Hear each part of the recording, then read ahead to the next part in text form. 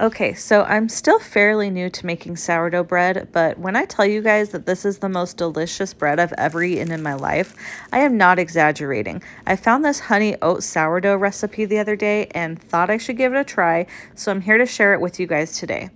What we're going to do is we're going to start by adding 360 grams of filtered water into our bowl. This is going to be room temperature water. Next thing is to add 50 grams of honey. This is just a honey bear that I got from the grocery store. Doesn't have to be local or raw honey or anything like that. Go ahead and give that a quick mix into the water. Zero out your scale. Now we're going to add 100 grams of active bubbly starter. This is a starter that I fed last night. I like to use a 1:5 ratio. So go ahead and drop that into your bowl.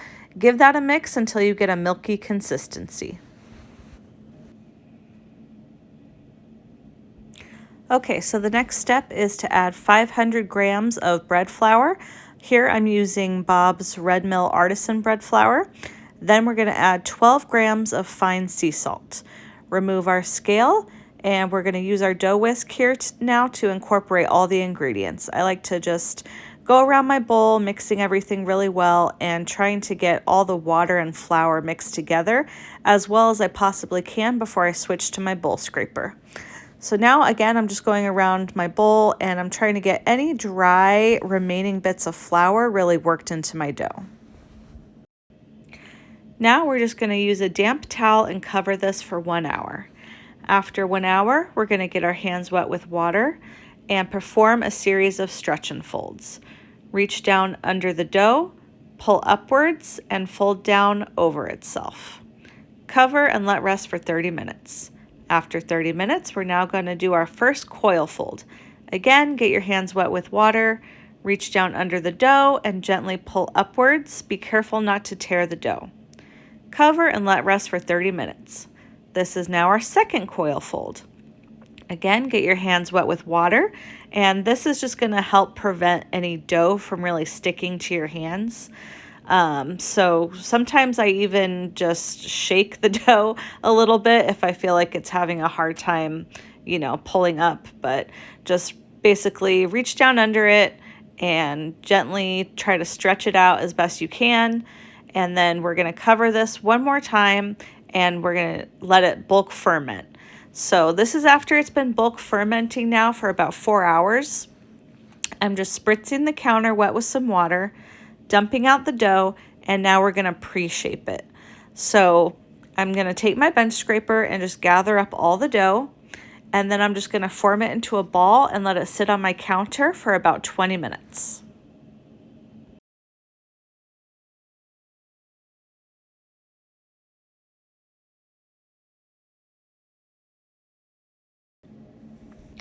Okay, so after our 20-minute bench rest, I'm just dusting the top lightly with some flour, flipping it over, and now I'm going to attempt to shape this into a batard shape. I say attempt because I'm still not great at shaping batard loaves. I am much more comfortable with, just the round boules, but I really tried my best here to get the shaping down on this one. As you can see, it was not perfect by any means. I'm still learning, but I thought that it turned out pretty good. So now I'm just gonna flip this upside down, put it into my basket, and I'm gonna let this sit on my counter again for about 15 to 20 minutes before I do my final stitching. So here I'm just trying to create some tension on the surface of the loaf by, just stitching up the bottom really well. This is now going to go into my fridge overnight to cold proof, and I usually let it cold proof about 12 or 18 hours.